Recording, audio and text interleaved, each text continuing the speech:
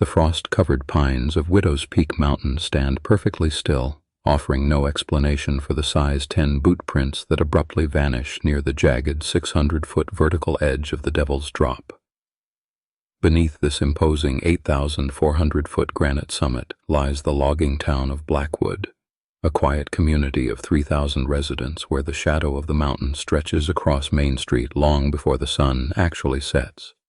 From a distance along State Route 119, the peak is a picturesque marvel of untouched wilderness, a jagged crown of igneous rock piercing the dense, low-hanging stratocumulus clouds.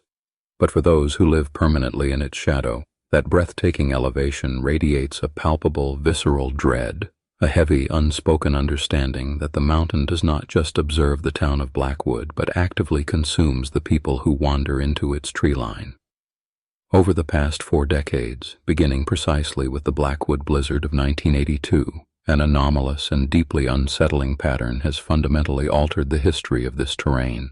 Blackwood County law enforcement records now catalog a staggering volume of 47 distinct fatalities scattered across the mountain's treacherous limestone ravines and deceptively calm recreational pathways like the Whispering Pines Trail.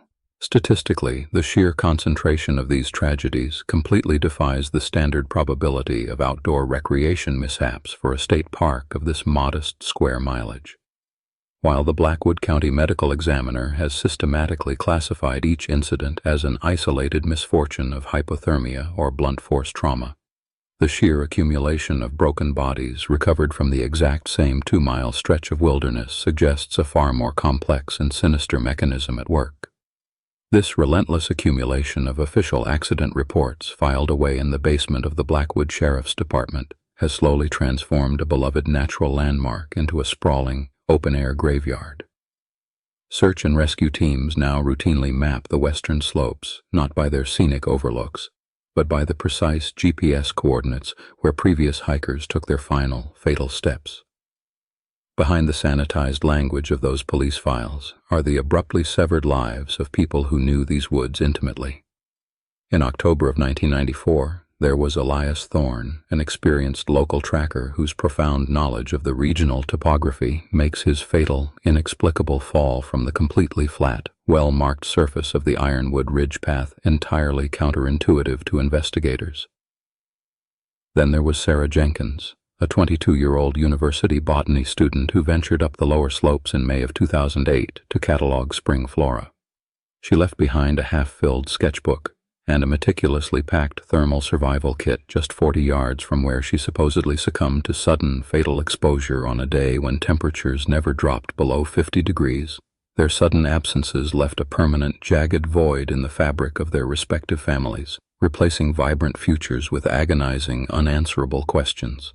Desperate parents and siblings organized independent search grids, distributed thousands of flyers across neighboring counties, and held tearful press conferences at the Blackwood Community Center, demanding explanations that the local authorities simply could not provide. The bureaucratic machinery of the county consistently processes these tragedies with a rigid adherence to the most mundane explanations available on their standard incident forms.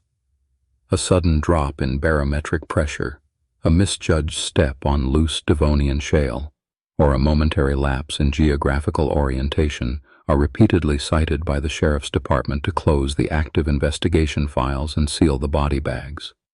Yet, as the ink dries on another accidental death certificate at the county clerk's office, a quiet, pervasive dissonance propagates through places like the Pinecone Diner and Miller's Hardware Store in downtown Blackwood. The locals exchange knowing, fearful glances over their morning coffee, their hushed conversations acknowledging what the official documentation refuses to entertain, which is that the elements alone cannot account for the sheer precision and frequency of the ongoing carnage. The widening chasm between the sheriff's neatly typed paperwork and the town's grim reality has completely eroded all fundamental trust in the official narrative. Frustrated citizens have filed over a dozen formal petitions demanding federal oversight from the National Park Service, arguing that the localized pattern of death requires specialized forensic intervention rather than routine local dismissals. To understand this localized terror, one must fully comprehend the immense, brooding physical reality of Widow's Peak itself. It is a gargantuan geological formation spanning 12,000 acres of dense ancient Douglas firs and sheer granite rock faces, characterized by a profound, suffocating acoustic dead zone that mysteriously absorbs the sound of a shouting human voice rather than reflecting it. The mountain looms perpetually in the peripheral vision of every Blackwood resident, a monolithic sentinel that dictates the microclimate, the afternoon light, and the underlying mood of the valley below. When the thick radiation fog rolls down its eastern slopes and settles over the historic town square at dusk, dropping the ambient temperature by 10 degrees, it feels less like a meteorological event and more like a predatory exhalation. This inescapable physical proximity ensures that the mountain remains a constant, oppressive psychological weight on the minds of those who reside at its base. Real estate values on streets facing the peak have plummeted by 40%. And local pharmacists report a massive spike in prescriptions for sleep aids during the dark, extended winter months when the mountain casts its longest shadows. As the modern death toll accelerated past 40 victims, long-dormant folklore began to resurface from the dusty 19th century archives of the town's original founders. Generations ago, the region's early logging outfits from the 1880s recorded warnings of a malevolent territorial energy residing near the summit, an unseen force that actively resented human intrusion into the upper timberline. These foundational myths, preserved in the leather-bound journals of the Blackwood Historical Society, spoke not of bad weather or unstable ground, but of a watchful, vindictive presence that stalked isolated travelers until they were driven to fatal mistakes. What was once dismissed as primitive superstition by modern hikers is now being re-examined by terrified locals as a startlingly accurate historical record of the mountain's predatory behavior. The wind howling through the upper canopy of the old-growth pines at 60 miles per hour is no longer heard as a natural atmospheric current. Instead, the residents huddled in their homes interpret those low-frequency vibrations echoing down the canyon as the unmistakable sound of something ancient, territorial, and insatiably hungry, finally waking up from a long slumber. This creeping realization has fundamentally paralyzed the community of Blackwood, transforming a municipality that once generated $2 million annually from outdoor tourism into a fortress of deadbolt locks and drawn window blinds. The extensive network of mountain trails, once crowded with thousands of weekend adventurers every summer, now sits completely abandoned, aggressively reclaimed by the thorny undergrowth and the heavy, undeniable fear that whoever walks up into those trees might never walk back down. The mounting death toll cast a palpable shadow over the streets of Blackwood, fundamentally altering the rhythm of daily life.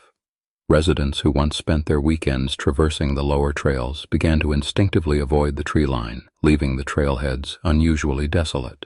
Conversations in the local diner shifted from casual local gossip to hushed, speculative murmurs whenever the mountain was mentioned. The sheer volume of these tragedies exerted a heavy psychological force upon the community, transforming a beloved natural landmark into a silent, looming threat. This pervasive atmosphere of dread was not just an emotional response, but a direct reaction to the anomalous patterns emerging from the coroner reports. A closer examination of the case files revealed subtle, unsettling similarities among the deceased that extended far beyond their shared location. These were not inexperienced tourists wandering off marked paths, but seasoned outdoorsmen and women who understood the severe elements of Widow's Peak. Many of the victims were solitary hikers or hunters who possessed extensive knowledge of survival tactics and navigation. Official investigations frequently categorized these fatalities as isolated missteps or sudden medical emergencies, yet the physical evidence often contradicted such simple conclusions. The locations where bodies were discovered were frequently situated miles away from their intended routes, in dense, inaccessible ravines that experienced trackers would actively avoid. These fundamental inconsistencies were repeatedly dismissed as the tragic, unpredictable nature of the wilderness. While the authorities maintained their stance on these disparate accidents, the families of the victims found themselves trapped in a labyrinth of unanswered questions. The parents, spouses, and siblings left behind were forced to navigate a profound and agonizing grief, compounded by the official narrative that their loved ones had simply been careless. They scrutinized the returning evidence boxes, searching for minuscule details that might explain how an expert climber could simply slip from a secure ledge. This relentless search for logic in the face of sudden catastrophic loss began to disintegrate their trust in the local authorities. As the seasons changed and the list of names associated with the mountain expanded exponentially, the isolation felt by these families deepened. They watched in quiet horror as new search and rescue operations were launched, knowing intimately the devastation that awaited another unsuspecting household. The collective trauma compounded, creating a quiet network of grieving relatives who shared a terrifying, unspoken suspicion about the true nature of the mountain. This shared burden of doubt was heavy, yet it rarely surfaced in public forums due to the intricate financial realities of the town itself. Blackwood fundamentally relied on the consistent influx of seasonal tourism and the robust logging operations situated at the base of Widow's Peak. The local economy was a delicate ecosystem, heavily dependent on the perception of the wilderness as a pristine, accessible recreational haven. Any official acknowledgement that the mountain harbored a lethal, unresolved danger would immediately devastate the revenue streams that kept the town businesses afloat. Consequently, local leaders and business owners exerted a subtle pressure to maintain a facade of normalcy, swiftly categorizing each new death as an unfortunate but natural hazard of outdoor exploration. The survival of the community necessitated a collective, almost institutionalized blindness to the escalating mortality rate. Acknowledging a pattern meant risking financial ruin, leaving the town essentially trapped between economic preservation and the pursuit of the truth. The desperate need to protect their livelihoods created an environment where the most terrifying possibilities were actively suppressed. Beneath this enforced silence, a deeply unsettling hypothesis began to take root among retired investigators and the victims' families. The precise, localized nature of the fatalities suggested the presence of a calculating human predator utilizing the treacherous landscape as a deliberate hunting ground. If a serial offender was operating within the immense acreage of Widow's Peak, the harsh environment provided the ultimate impenetrable cover for their crimes. A deliberate push over a steep embankment or a severed climbing rope is easily disguised by the gargantuan forces of nature and the rapid decay of evidence in the wild. This theory reframed the mountain from a passive, dangerous geographical feature into an active accomplice for a killer hiding in plain sight. The very elements that drew people to the wilderness were potentially being weaponized to execute perfect, untraceable murders. Evaluating this chilling prospect required a fundamental understanding of how easily the rugged topography could conceal malicious intent. Widow's Peak encompasses hundreds of square miles of dense pine forests, deep limestone fissures, and unpredictable weather patterns that can erase physical footprints within minutes. A perpetrator intimately familiar with this void could easily stalk a target, execute an attack, and vanish into the expansive wilderness long before a search party was even mobilized. The sheer scale of the terrain means that a body might not be discovered for months, if ever, allowing vital forensic components to completely dissociate. Furthermore, the lack of cellular reception and the immense distances between remote cabins create an environment where a victim is entirely cut off from any potential rescue. A predator would not need complex weapons or intricate plans. They would only need patience, an understanding of the isolated trails, and the willingness to let gravity and exposure complete the grim task. The mountain essentially provides a terrifyingly efficient, naturally occurring disposal system for anyone looking to make a death appear incidental. The realization that a killer could so easily traverse the shadows of the peak without detection forced the residents of Blackwood to confront their deepest anxieties. This looming realization sparked a profound internal conflict within the community, pitting the undeniable evidence of tragedy against a desperate human instinct for self-preservation.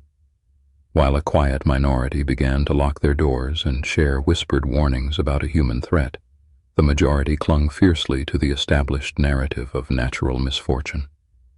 The psychological effort required to maintain this collective denial accelerated the underlying tension, fracturing the once tight-knit town into isolated pockets of suspicion and fear. In the quiet diners smelling of stale coffee and along the faded brick storefronts of Main Street, a profound cognitive dissonance took hold of the Blackwood community, It was far easier for residents to blame the treacherous limestone terrain or a sudden barometric shift in the autumn weather than to look a lifelong neighbor in the eye and acknowledge the creeping, icy dread that an active predator walked freely among them. The heavy autumn leaves continued to fall across the historic town square, gathering in deep drifts around the bronze founder statue and burying the whispered suspicions under a thick, comforting blanket of seasonal routine. Citizens threw themselves into organizing the annual Harvest Festival, using the distraction of cider stands and pumpkin carving to actively ignore the mounting death toll casting a long shadow from the peaks above. Yet the official incident reports from Widow's Peak contained glaring physical inconsistencies that simply refused to be buried by municipal denial. Take the documented case of Marcus Thorne, an experienced rock climber who inexplicably plummeted 120 feet from a gentle beginner's ascent. The recovery team found his primary safety harness severed cleanly by a sharp blade, rather than frayed by the jagged limestone edges of the cliff face.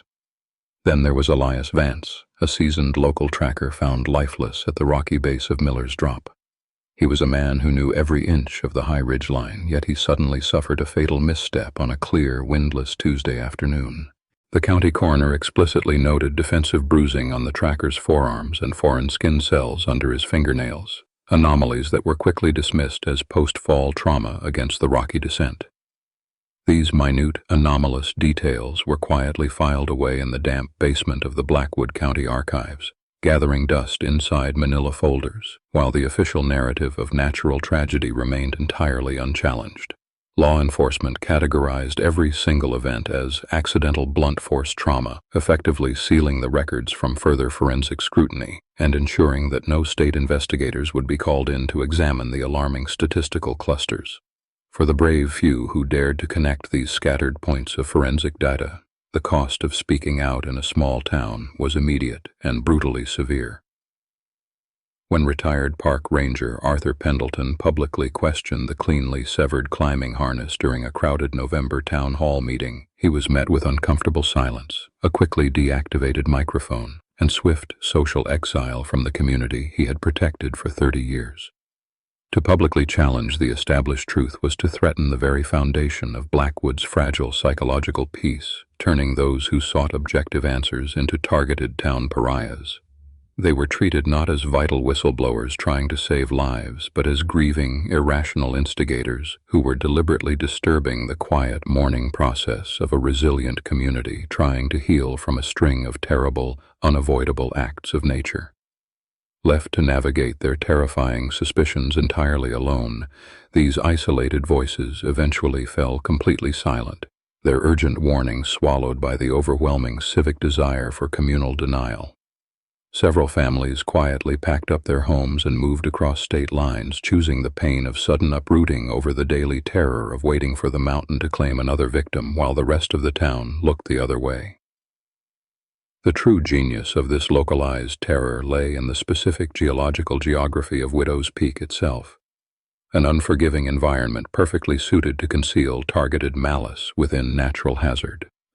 A sudden, sheer granite drop, obscured by dense lodgepole pine overgrowth and slippery scree slopes, provided a highly lethal, completely untraceable mechanism of murder that required absolutely no weapon other than the simple, brutal acceleration of gravity. A malicious actor operating in this zone needed only to guide an unsuspecting hiker 10 feet off the marked path, leveraging the disorienting topography and heavy fog to orchestrate a fatal plunge. The mountain effectively became the primary instrument of violence, meticulously wiping away the physical fingerprints of a killer with falling rock, shifting mud, and the heavy seasonal rains that washed the crime scenes completely sterile within hours. The towering ancient pines and deep, shadowed ravines stood as silent, imposing accomplices to the violence, their natural beauty masking a gargantuan, sprawling crime scene. The unique acoustic properties of the canyon walls naturally swallowed any screams for help, while the thick evergreen canopy permanently blocked any chance of aerial surveillance, creating a perfect, unmonitored vacuum where a killer could operate with absolute, terrifying impunity. This unresolved tension fundamentally altered the psychological landscape for the grieving families left behind in the valley below. Without the basic closure of a definitive criminal investigation, they were forced to endure a perpetual state of agonizing uncertainty, constantly replaying the final known moments of their loved ones while staring up at the jagged silhouette of the mountain visible from nearly every kitchen window in the town. Every unreturned phone call or slightly delayed return from a simple afternoon hike now triggered a visceral, suffocating panic as the community subconsciously internalized the trauma of so many sudden, inexplicable losses. The total absence of justice created a massive psychological void that was quickly filled with paralyzing paranoia, causing neighbors to lock their doors during the day and eye each other with deep, unspoken suspicion at the local grocery store. Meanwhile, the Blackwood Sheriff's Department continued to issue standard bereavement notices and generic safety warnings, fundamentally ignoring the mounting statistical improbability of the rising death toll. By treating the 20th fatal fall exactly like the first, local authorities constructed an impenetrable bureaucratic shield around the killer, prioritizing the town's lucrative outdoor tourism industry over the glaring reality that a serial predator was actively hunting on the municipal trails. This dark predatory phenomenon is not entirely isolated to the misty shadows of Widow's Peak. Across the country, deep within vast national parks and remote federal wilderness areas, similar clusters of anomalous fatalities and unexplained disappearances have occasionally surfaced, challenging the very limits of mathematical coincidence and forcing criminologists to reconsider how the vast American outdoors can be exploited by those with lethal intentions. In these vast, unmonitored expanses of rugged terrain, predators have historically utilized the harsh environment to mask their activities, exploiting the inherent dangers of the wild to execute perfect crimes of opportunity. The terrifying pattern unfolding in Blackwood directly mirrors these rare but heavily documented instances, where the wilderness itself is weaponized against the vulnerable, relying on natural scavengers and harsh weather to destroy crucial forensic evidence before search and rescue teams can even mobilize. Yet knowing that similar tragedies have unfolded in other remote corners of the world offers absolutely no comfort to those walking the familiar, haunted streets of this specific mountain town. National statistics mean nothing when the threat is hyperlocal, and the chilling realization that the person sabotaging climbing gear might be the same person pouring coffee at the diner makes the isolation of Blackwood feel entirely inescapable. Despite the suffocating, enforced silence of the local government, a subtle but incredibly persistent rebellion finally took root at the very edge of the tree line. Small, unauthorized memorials began to appear at the North Ridge trailheads, featuring weathered Polaroid photographs and hand-painted wooden crosses tied tightly to the trail markers with climbing rope, ensuring the victims were remembered by their actual names rather than as tragic, anonymous case files in a dusty basement. In the quiet corners of Blackwood, a subtle resistance took root against the official narrative pushed by the county sheriff's department. Small hand-carved cedar crosses began appearing at the Oak Haven trailhead, alongside fading Polaroid photographs tacked to the municipal community board. These memorials were placed there by desperate families who absolutely refused to let their loved ones be erased as mere statistics of misfortune in the state's expanding outdoor recreation database. These silent tributes served as a stark, physical record of the human toll, forcing anyone who walked past the ranger station to confront the sheer volume of lives lost. By the spring of 2012, hikers counting the makeshift memorials tallied 47 distinct markers, an undeniable visual ledger that directly contradicted the tourism board's assurances of a perfectly safe alpine environment. The official investigations into these deaths followed a rigid, predictable pattern that left little room for the anomalous or the unexplained. The Blackwood County Sheriff's Office, chronically underfunded and overwhelmed by 300,000 acres of dense alpine wilderness, routinely approached each recovery scene with the immediate assumption of misadventure rather than malice. Standard protocols dictated treating these sites as search and rescue operations, completely bypassing standard crime scene preservation techniques. In such remote terrain, the fundamental elements of a forensic crime scene disintegrate rapidly under harsh environmental pressures. 40 inches of annual rainfall washes away footprints within hours, Native scavengers like coyotes and ravens quickly scatter biological evidence, and the sheer scale of the limestone ridges provides a gargantuan shield for anyone wishing to remain unseen. This rapid natural degradation makes it exceptionally difficult for medical examiners to prove a death was anything but a tragic mistake. For the families left behind, this procedural blind spot compounded their grief, transforming their mourning into a desperate, agonizing search for a truth the local justice system was fundamentally unequipped to find. Frustrated relatives pooled their savings to hire private investigators and filed hundreds of Freedom of Information Act requests, hoping to extract overlooked details from heavily redacted autopsy reports and brief incident logs that offered no real closure. Consider the documented case of Sarah Jenkins, a 32-year-old Blackwood elementary teacher whose infectious laugh was a fixture at the town diner. She knew the trails of Widow's Peak intimately, having hiked the summit loops since childhood, and set out on the morning of October 14, 2008, to photograph the autumn foliage. She carried only a lightweight day pack, a water bottle, and her expensive Canon DSLR camera. 3 days later, state police search and rescue teams found her broken body at the base of a notorious 150-foot drop-off known as the Devil's Step. The official coroner's report cited a fatal slip on loose shale, but her family pointed to a glaring, unexplained inconsistency.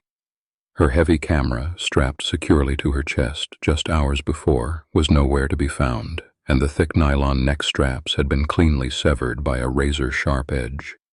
That severed nylon strap became a haunting symbol for the Jenkins family, a minuscule physical detail that fundamentally shattered the illusion of a simple hiking accident. Despite presenting this cleanly sliced material to the county investigators as proof of human intervention, the department refused to reopen the case, classifying the missing equipment as lost during the chaotic tumble down the granite ravine.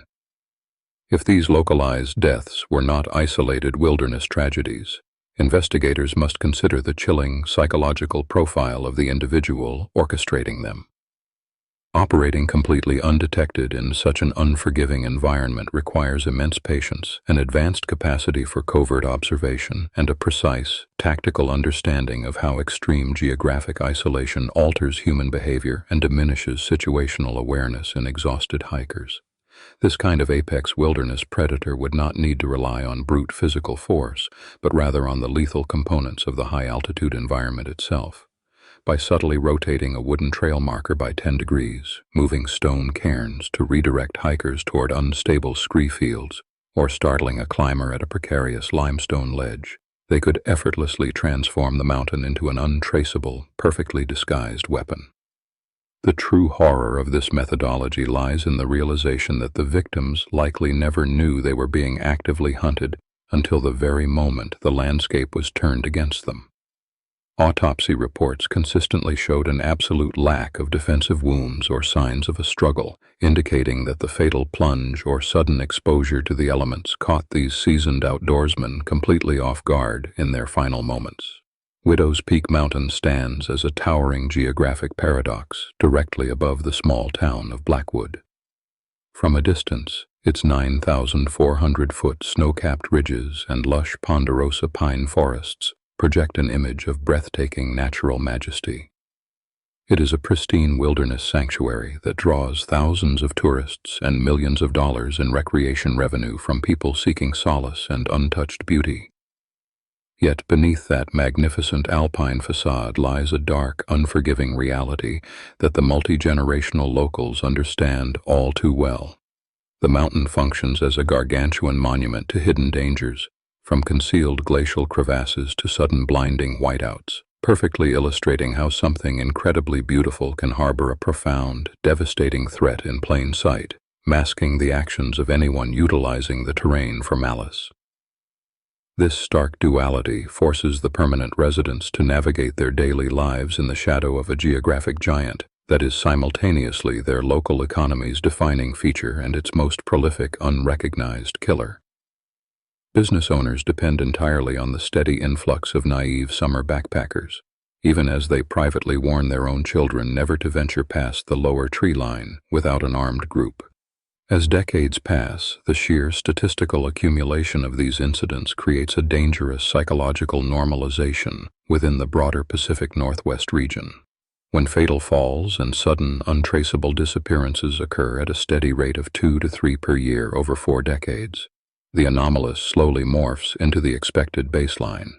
Regional news outlets experience tragedy fatigue, and the outside world simply stops questioning the bizarre circumstances of each new body bag. Time essentially acts as an active accomplice, mercilessly eroding both physical forensic evidence and the town's collective memory. The chronological distance between a mysterious death in 1982 and a nearly identical fatal drop in 2005 becomes increasingly difficult for rotating sheriffs to traverse, allowing the terrifying truth to remain permanently buried beneath layers of dusty archived files and forgotten newspaper headlines.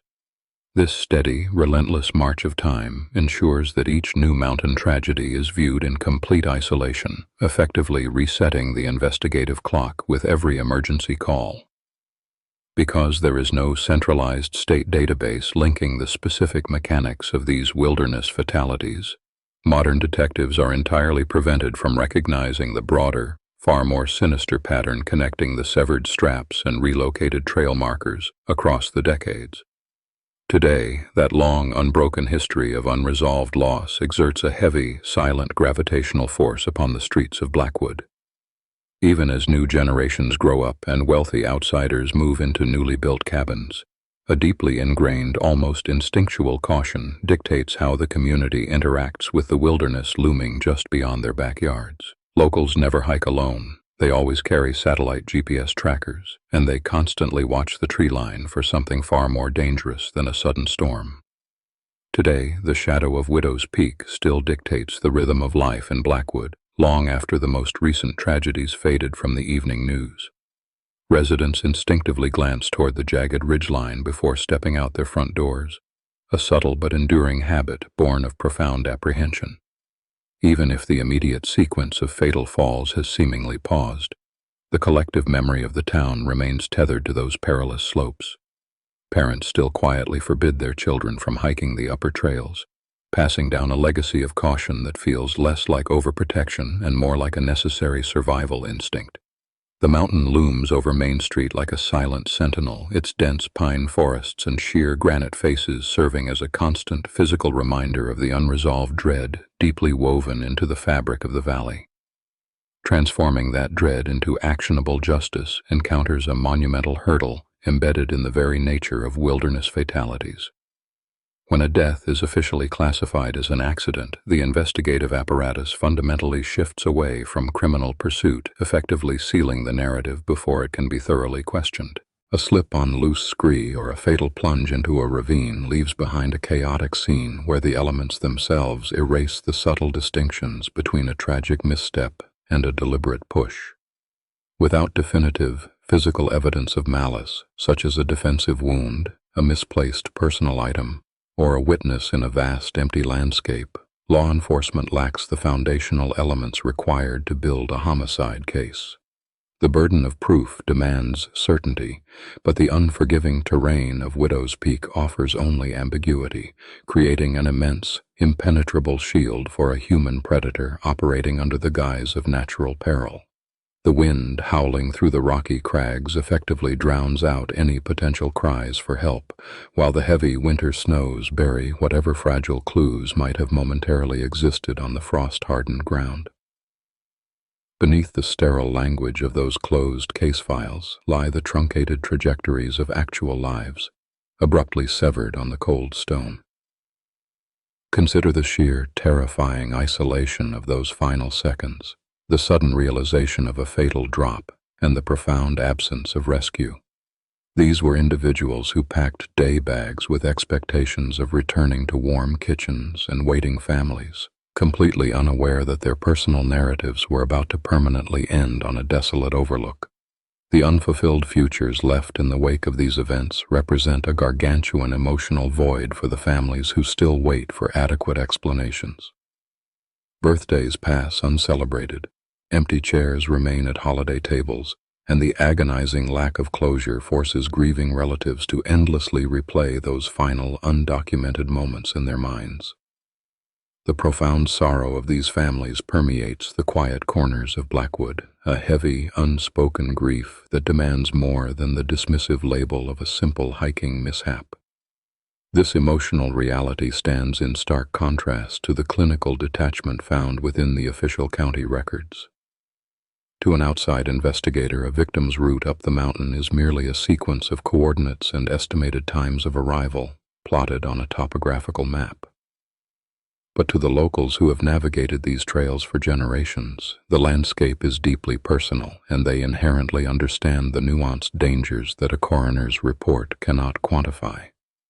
The residents of Blackwood know precisely which patches of moss are treacherous after a light rain, and which seemingly stable rock ledges are fundamentally compromised when a seasoned local hiker is found broken at the base of a route they had traversed 100 times without incident. The town's collective intuition immediately recognizes an anomalous event, even as the official paperwork neatly categorizes the tragedy as a routine misadventure. That jarring disconnect between the sterile ink of a police summary and the visceral lived experience of the mountain community continues to fuel a quiet, persistent rebellion against the accepted narrative. This rebellion often finds its expression in the resurgence of old folklore, stories that once seemed like harmless campfire tales, but now carry a chilling, contemporary weight. The historical whispers of a shadowed figure stalking the upper timberline, previously dismissed as superstition, have been fundamentally recontextualized by the string of modern fatalities. What was once a myth used to frighten wayward children now functions as a grim, unofficial framework for understanding the inexplicable losses. These legends endure because they offer a semblance of order, however terrifying in the face of random, devastating tragedy. By attributing the deaths to a malicious presence, whether spectral or flesh and blood, the community constructs a narrative that acknowledges the malevolence they feel, bridging the gap between the undeniable danger of the environment and the unsettling frequency of the falls. The systematic mapping of these older tales against the precise locations of the recent deaths reveals a deeply unsettling geographic correlation, forcing even the most pragmatic residents to reconsider the origins of the town's darkest myths. Complicating the search for truth is the fact that the physical environment of Widow's Peak has not remained static over the decades. Increased tourism initiatives have introduced paved access roads and reinforced observation decks to the lower elevations, subtly altering the mountain's pristine isolation. These developments have brought a higher volume of inexperienced hikers to the area, providing a convenient statistical smokescreen for the rising number of fatal incidents. Simultaneously, aggressive conservation efforts have allowed the dense underbrush of the upper slopes to reclaim older, forgotten logging trails, obscuring pathways that might have once provided crucial context or escape routes. The very terrain has shifted, expanded, and overgrown, inadvertently burying the historical context of the earlier deaths beneath layers of new vegetation and modernized infrastructure. Watching the mountain transform into a sanitized tourist destination evokes a profound sense of betrayal for those who know the soil is saturated with unanswered questions. Yet, despite the passage of time and the changing landscape, certain microscopic details from the original case files refuse to disintegrate into the background. In the case of the third victim, a highly experienced climber found at the base of the Weeping Wall, investigators cataloged a single anomalous piece of evidence. His heavy-duty climbing carabiner was found meticulously unscrewed and unclipped, resting neatly beside his shattered body, a deliberate action completely contradictory to a sudden, accidental fall. In the case of the October 1998 fall involving 34-year-old Elias Thorne, the glaring anomaly was a single missing left boot. The official county coroner report classified the missing footwear as a chaotic consequence of a rapid, violent descent down the eastern granite face. Yet the specific terrain where Thorne's body was finally recovered consisted of soft, undisturbed sphagnum moss, fundamentally contradicting the violent tumbling required to physically strip a heavy, double-knotted leather hiking boot from an experienced outdoorsman. The damp, loamy earth in a 50-foot radius around the recovery site held absolutely no gouges, broken branches, or secondary impact craters from a falling object. Search and rescue teams combed the immediate area for 3 consecutive days, leaving that missing left boot as a quiet, glaring anomaly against the otherwise pristine, untouched forest floor at the base of the ridge. This type of subtle mechanical discrepancy rarely escapes the notice of seasoned locals who have spent decades navigating the exact same treacherous trails. Yet within the tight-knit borders of Blackwood, an immense collective silence continually swallows these lingering forensic doubts. The complex psychology of this deliberate community blindness is deeply rooted in the fundamental human need for social preservation and economic survival. Openly acknowledging that a methodical human predator might be actively utilizing the mountain to mask their violent crimes forces the entire town to look inward, breeding a paralyzing, corrosive fear of their own neighbors and lifelong friends. It is far less terrifying to blame a treacherous, icy cliff face for a sudden death than to accept the horrifying reality of a killer buying morning coffee at the local diner. Consequently, the town collectively averts its gaze whenever the county sheriff files another ambiguous incident report, allowing unresolved truths to rapidly disintegrate under the immense social pressure of maintaining a peaceful, idyllic facade. The local economy relies entirely on the steady influx of autumn tourists, making any public discussion of foul play a direct threat to the financial stability of every business owner on Main Street. Despite the heavy, lingering shadow of these 18 documented tragedies, Widow's Peak retains a magnetic, almost counterintuitive allure that continuously draws thousands of hikers to its steep slopes every single year. The raw, gargantuan beauty of its 4,000-foot granite spires and ancient sweeping stands of bristlecone pines creates an intoxicating, highly marketable atmosphere of untamed wilderness and total personal freedom. This breathtaking cinematic majesty serves as a perfect natural lure, effectively blinding both highly seasoned alpine adventurers and casual weekend wanderers to the historical darkness woven deeply into the very soil they walk upon.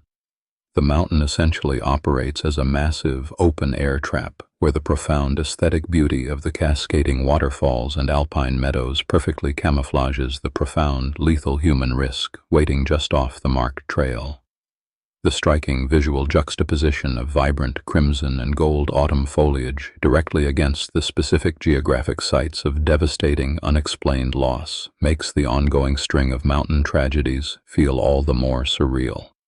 Visitors routinely pose for smiling photographs mere inches from the exact precipices where previous hikers vanished without a single trace.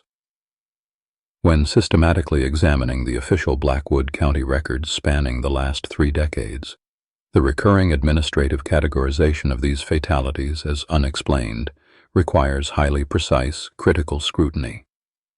In strict forensic terms, officially labeling a wilderness death as unexplained does not automatically equate to a natural accident, a simple stumble, or a tragic case of exposure. It simply indicates a harsh, unforgiving environment where the extreme elements have rapidly and thoroughly degraded the physical evidence, leaving state investigators with an absolute void of definitive, prosecutable proof. Fundamentally, a complete lack of biological evidence for foul play on a remote, weather-beaten summit does not in any way prove the absolute absence of foul play. Torrential spring rain, opportunistic scavengers like black bears and coyotes, and constant shifting rock slides act as highly efficient, natural crime scene scrubbers. These environmental factors work around the clock, systematically erasing the subtle, minuscule markers of defensive wounds, torn fabric, or displaced soil that would otherwise clearly indicate a desperate physical struggle to a trained medical examiner. The massive, cumulative weight of these 24 unresolved cases exerts a heavy, undeniable gravitational force upon the entire cultural fabric of Blackwood, dramatically shaping the isolated community across multiple overlapping generations. Children raised in the shadow of the valley do not merely grow up with standard, generic cautionary tales about wandering off the path and getting lost in the deep woods. They inherit a highly specific, fiercely localized dread regarding the upper elevations of Widow's Peak, learning incredibly early to recognize the unspoken, invisible boundaries that separate safe, lower trails from the high-altitude zones where people simply cease to exist. This intense generational anxiety propagates through hushed, whispered warnings at family dinner tables, effectively embedding a permanent, low-level paranoia deep into the town's collective identity. Local parents pass down detailed, incredibly rigid rules about avoiding the treacherous eastern ridge entirely, mapping out a complex, invisible geography of fear that is strictly adhered to by every resident. This localized survival strategy is rigidly enforced day after day, even without any formal public acknowledgement from the local police regarding the underlying pattern of violent crimes. To finally pierce the thick veil of the officially unexplained, future cold case investigators must eventually confront the highly anomalous psychology that actively drives a human predator to utilize such an incredibly remote, physically demanding hunting ground. The dark motives hidden within this rugged vertical terrain often diverge sharply from typical impulsive urban crimes, leaning heavily into a twisted, highly calculated, and deeply solitary satisfaction. Whether entirely fueled by deep-seated, unexplainable malice, a pathological desire for total physical domination in a completely isolated environment, or the calculated financial gain of a quietly orchestrated life insurance payout, the perpetrator relies entirely on the mountain to act as their ultimate silent accomplice. The sheer, sprawling scale of the 50,000-acre wilderness provides an immense, almost impenetrable cover for a killer extracting a deeply personal, violently fatal toll. The incredibly dense, multi-layered forest canopy and the deep, naturally echoing granite canyons serve to instantly muffle any desperate final cries for help. This geographical isolation ensures that whatever dark, twisted motive ultimately triggers the fatal violence remains perfectly, securely contained within the vast wilderness, miles away from the nearest paved highway or cellular phone tower. Yet remarkably, directly beneath the oppressive daily weight of this enduring multi-decade mystery, a quiet, profound psychological resilience permanently anchors the everyday people of Blackwood. They stubbornly continue to build their complex lives, raise their young families, and fiercely maintain their tight-knit community in the exact, literal shadow of the towering granite peaks that have quietly, methodically taken so much from them. Despite the lingering shadow cast over their daily lives, the people of Blackwood refuse to surrender their town to the darkness. They continue to open their shops at dawn, gather in the local diners, and build lives in the very foothills that hold so much sorrow. This quiet defiance is not born of ignorance, but of a deep-rooted resilience that forces them to carry on, even when the air itself feels heavy with unspoken grief. The warm glow of porch lights piercing the dense mountain fog each evening stands as a silent testament to a community unwilling to be consumed by fear. Yet, proving that an active threat exists requires physical proof, and Widow's Peak is a landscape fundamentally designed to erase it. The sheer geographic scale of the mountain presents a gargantuan challenge for any search and rescue operation, let alone a meticulous crime scene investigation. When a body is finally recovered from a ravine or a dense thicket, days or even weeks of exposure have already compromised the scene. Severe weather patterns, rapidly shifting temperatures, and the natural activity of local wildlife relentlessly dismantle whatever subtle clues might have been left behind. A footprint is washed away by sudden torrential rain, and critical material evidence disintegrates under the harsh elements. For anyone utilizing the treacherous terrain to mask a deliberate act, the mountain itself serves as the perfect, unforgiving accomplice in destroying the truth. Because the wilderness naturally purges the traces of human activity, distinguishing a tragic misstep from a calculated push becomes nearly impossible. This reality eventually forced a chilling shift in the collective consciousness of Blackwood. There was no single town hall meeting or grand public declaration, but rather a slow, creeping realization that settled over the community during the aftermath of the fourth fatal fall. The mathematical improbability of so many experienced hikers perishing in similarly isolated areas began to outweigh the comfort of the official narratives. People stopped looking at the mountain as just a hazardous natural environment and started looking at it as a hunting ground. The conversations in the diner shifted from lamenting bad luck to whispering about who else was on the trails during those fateful weekends. It was a profound psychological turning point where the town collectively understood that the danger was likely walking on two legs, hiding in plain sight among them. That sudden, shared clarity brought no comfort, only a deeper, far more isolating sense of paranoia. This paranoia was amplified by the unsettling concept of the convenient accident. In a small jurisdiction with limited resources, a fatal fall is far easier to process as a tragic mishap than to investigate as a complex, resource-draining homicide. An accidental death ruling quickly closes the file, spares the local authorities the intense scrutiny of a murder investigation, and protects the region's lucrative tourism industry from a devastating public relations nightmare. For a predator operating on Widow's Peak, this systemic desire for swift closure provides an invaluable shield. They do not need to execute a perfect crime. They only need to create a scenario that looks just accidental enough to satisfy an overworked coroner and an underfunded sheriff's department. The landscape provides the fatal drop, and human nature provides the path of least resistance to close the case.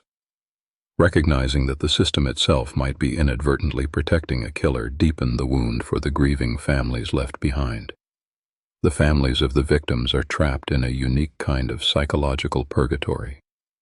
They live with the agonizing certainty that their loved ones did not simply slip, yet they possess absolutely no physical mechanism to force the justice system to agree with them. This is the profound emotional weight of knowing the truth without holding the power to prove it. Every day requires them to walk past the same authorities who dismissed their concerns, and perhaps even past the very individual responsible for their loss. It is a suffocating burden, forcing mothers, fathers, and siblings to swallow their screams and accept a fabricated reality just to survive in the town they call home. The lack of validation from the outside world turns their private grief into a maddening, solitary confinement. Gathering dusty files and compiling their own amateur dossiers becomes the only way these families can exert any control over a narrative that was stolen from them. As the official files gathered dust, the oral history of Blackwood began to mutate to fill the void of justice. Decades ago, the stories surrounding Widow's Peak were simple folklore, cautionary tales of restless spirits and ancient curses meant to keep children from wandering too far into the woods. But as the string of highly suspicious fatalities lengthened, the mythology fundamentally shifted. The ethereal ghosts of the past were replaced by whispers of a very real, very human monster patrolling the high ridges. The campfire stories stopped being about supernatural entities and started focusing on a nameless local who knew the trails better than anyone, waiting patiently for the vulnerable. The legend evolved from a mere superstition into a desperate, community-driven warning system about an active predator. This transformation of local lore reflects a community trying to articulate a terrifying reality that the official record refuses to acknowledge. Today, Widow's Peak stands not as a monument of natural beauty, but as an imposing landscape of fear that physically dominates the horizon. Its jagged silhouette serves as a constant, inescapable reminder of the lives abruptly stolen and the dark secrets still buried beneath its rocky soil. Every shadow cast by the setting sun seems to stretch toward Blackwood, carrying the weight of unanswered questions and the chilling promise that the mountain has not finished taking its toll. The jagged silhouette of Widow's Peak no longer represented a rugged escape for the people of Blackwood, but a looming monument to unresolved grief. Every shadow cast across the valley floor seemed to carry the weight of those unanswered questions, transforming the dense pine forests into a sprawling crime scene that nature was slowly reclaiming. The mountain had become a silent, towering adversary, a constant reminder of the lives abruptly stolen within its treacherous terrain. Even the morning mist clinging to the tree lines felt less like weather and more like a shroud, actively concealing the dark truths buried beneath the soil. Investigators and local historians alike found themselves wrestling with the sheer mathematics of the tragedies. If these fatal drops and sudden rock slides were not mere coincidences, they had to ask if a single predator was using the mountain as a hunting ground over several decades. The timeline stretched so far back that attributing every localized disaster to one person defied conventional logic, yet the terrifying similarities in how the victims were found pointed away from random chance. This raised an even more unsettling possibility for the isolated community. If it was not a lone individual orchestrating these falls, Blackwood had to confront the idea of multiple actors, perhaps a generational passing of a grim torch, or opportunistic killers using the mountain's deadly reputation as a convenient cover. Understanding the mechanics of how someone could repeatedly manipulate the treacherous environment without leaving a trace became the central puzzle for those refusing to accept the official accident reports. Analyzing the scattered incident reports revealed a calculated understanding of the terrain, suggesting a perpetrator who knew exactly which trails lacked oversight and which sheer drops guaranteed a fatal, unrecoverable plunge. Behind the sterile case files and the grim theories were people like Elias Thorne, a local schoolteacher whose life was defined by a quiet, unwavering kindness. Elias spent his weekends building wooden birdhouses with his young daughter, painting them in bright, cheerful colors that stood out against the drab siding of their small home. He was a man who went out of his way to help stranded motorists on the county roads, known for a warm laugh that put everyone at ease. The brutal reality of his broken body found at the base of the weeping cliffs stood in violent contrast to the gentle way he had lived every day. His sudden absence ripped a hole in the fabric of the community, turning a beloved father and mentor into another tragic statistic on the mountain's growing list. It was a stark reminder that the victims were not just names on a map, but entire worlds of potential extinguished in the dark. The brightly painted birdhouses still hanging in his backyard became silent, agonizing monuments to a future that was violently interrupted. Turning that lingering grief into actionable justice proved to be an administrative nightmare for the surviving families. Once a death on Widow's Peak was officially classified as a misadventure by the county coroner, the legal door slammed firmly shut, requiring an insurmountable burden of new, physical evidence to pry it back open. The criminal justice system inherently resists reversing its own conclusions, treating closed files as settled history rather than active mysteries. Decades of weather erosion and the natural decay of the forest floor ensured that any subtle clues left at the crime scenes were scrubbed away long before an appeal could even be filed. Families petitioning for exhumations or revised autopsies faced a labyrinth of local judges who were deeply reluctant to challenge the established narrative of the town's history. This bureaucratic inertia effectively protected whatever darkness was operating on the mountain, shielding it behind a wall of red tape and procedural finality. The county archive room, with its rows of dusty, untouched boxes, mirrored the mountain itself, a place where the truth was buried deep and left to rot. Yet the official records could never entirely erase the deep-rooted knowledge held by the people of Blackwood.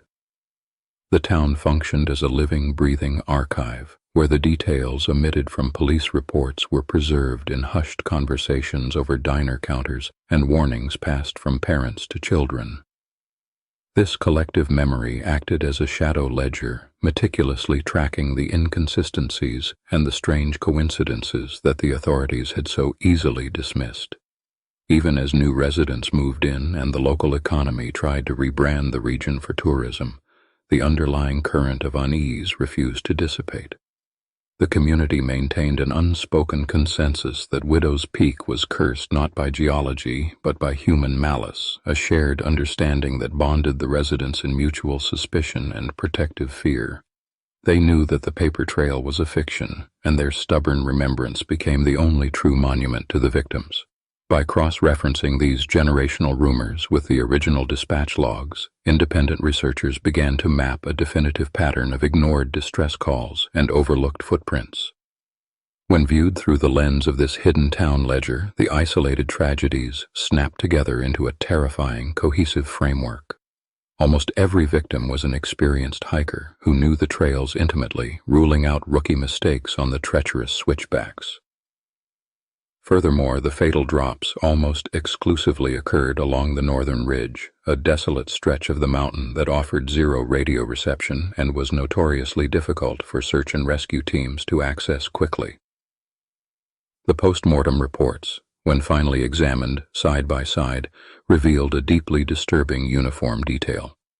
In case after case, the victims were found missing essential survival gear, a primary flashlight, a specific climbing carabiner, or a compass, items that seasoned outdoorsmen would never simply misplace.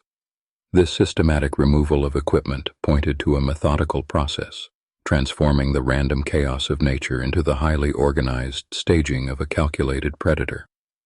These missing items were not lost to the wind, but taken as quiet trophies, sealing the reality that someone was orchestrating the slaughter from the shadows. Yet, even beneath the oppressive, lingering gloom of the northern ridge, a quiet resistance began to take root in the soil of Blackwood. Small, hand-carved wooden markers started appearing at the base of the trailheads, placed there in the dead of night by locals who refused to let the official narrative be the final word. Yet, even in the shadow of Widow's Peak, a quiet resilience has begun to take root among the towering pines.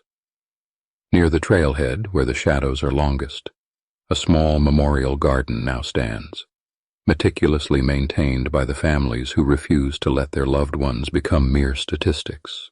This patch of cleared earth, filled with native wildflowers and weathered stone markers, serves as a defiant beacon against the encroaching darkness. It is a physical manifestation of a community choosing to remember the lives lived rather than just the brutal way those lives were extinguished.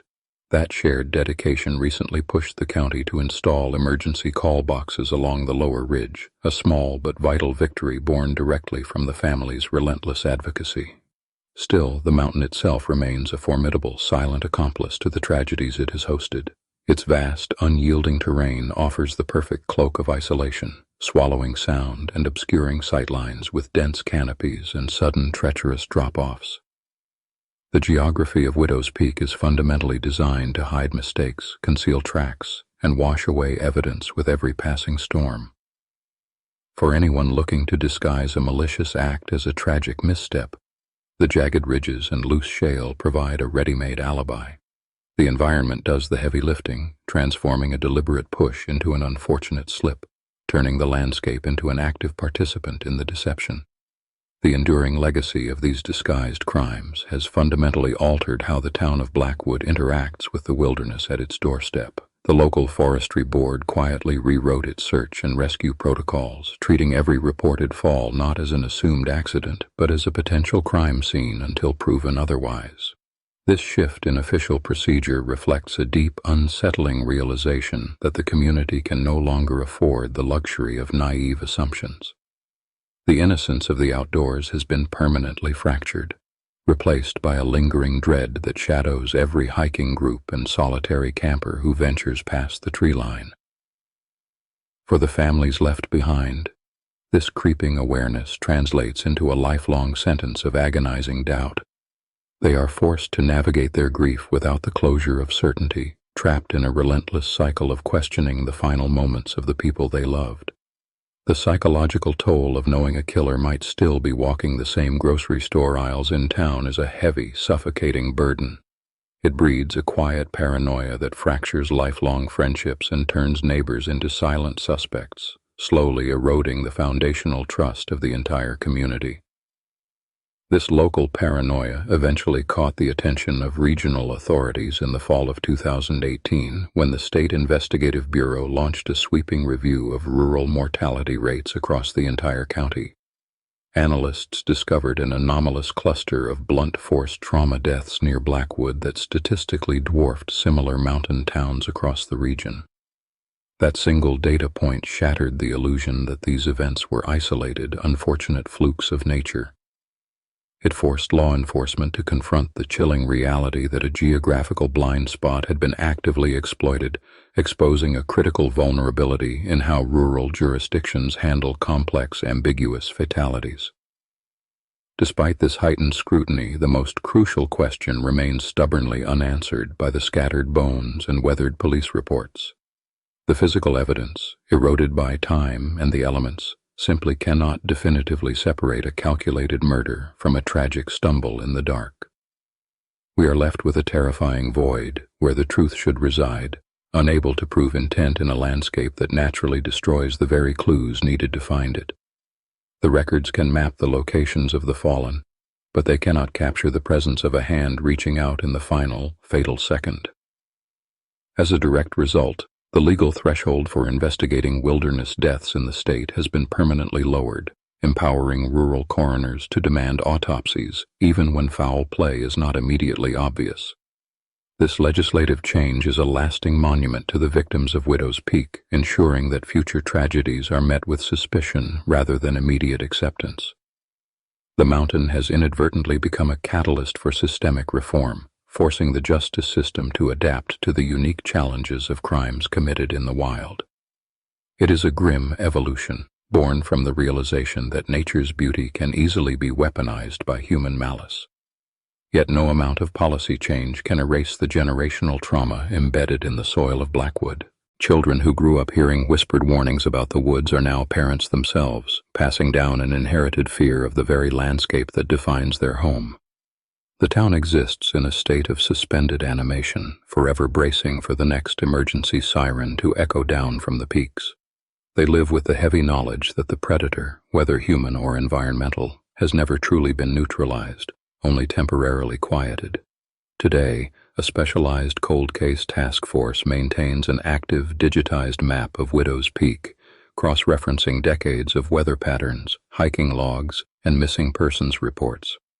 They are hunting for the invisible seams connecting the victims, using modern data analysis to pierce the veil of the mountain's history. Every new piece of information is fed into this growing matrix, a relentless procedural effort to finally outsmart the terrain. It is a slow, methodical fight to reclaim the narrative from the wilderness, driven by the absolute certainty that the mountain has been keeping a killer's secrets for far too long. The fundamental question that haunts the archives of Blackwood remains stubbornly unanswered by any physical evidence. Investigators can pinpoint the exact trajectories of the falls, map the impact zones, and catalog the weather conditions for every single fatality on Widow's Peak, but they cannot scientifically prove intent. The meticulous records detailing the angle of descent at the Devil's Drop offer no indication of whether a victim slipped on loose shale or was deliberately pushed from the precipice. Because the legal system requires definitive proof of malice to reclassify an accident as a homicide, the sheer topography of the mountain acts as a permanent shield. The jagged terrain consumes the subtle indicators of a struggle, erasing the very components necessary to build a criminal case. This leaves a permanent void in the official narrative, where a meticulously planned murder is mathematically indistinguishable from a tragic misstep. The sheer volume of these indistinguishable fatalities eventually forced a quiet yet profound shift in regional protocol. The county medical examiner's office implemented a mandatory secondary review for all wilderness deaths occurring within the Widow's Peak boundary, treating the mountain itself as an active variable. Search and rescue teams now document the immediate perimeter of a fall with the same rigorous preservation standards used at a confirmed crime scene. This institutional pivot resulted in the creation of a specialized regional database, cross-referencing weather patterns, victim profiles, and the specific coordinates of every fatal drop. By cataloging these elements, local authorities established a baseline of standard environmental hazards, making it marginally easier to detect subtle anomalies in future incidents. The mountain is no longer just a geographical feature. In the eyes of local law enforcement, it is a heavily monitored jurisdiction. Beyond the adjusted protocols and the silent archives, the enduring weight of this ambiguity falls entirely on the families of the deceased. They are forced to navigate a unique, suspended state of grief, holding death certificates that cite natural hazards while harboring deep, unprovable convictions of foul play. There is no trial to attend, no suspect to confront, and no definitive closure offered by the authorities. The community of Blackwood has absorbed this chronic uncertainty into its daily existence, altering how generations interact with the landscape looming above them. Local residents no longer view the trails as recreational spaces, but as zones of unpredictable risk, passing down quiet warnings to their children to avoid the eastern ridges entirely.